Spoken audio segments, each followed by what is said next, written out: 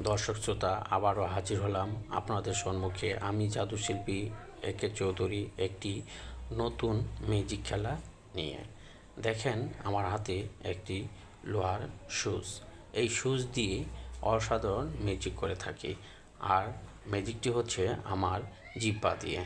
সবাই দেখবেন, যদি ভালো লাগে অবশ্যই লাইক কমেন্ট শেয়ার করবেন। আমার হাতটি দেখেন সম্পূর্ণ ফাঁকা। খেলাটি দেখতে থাকুন।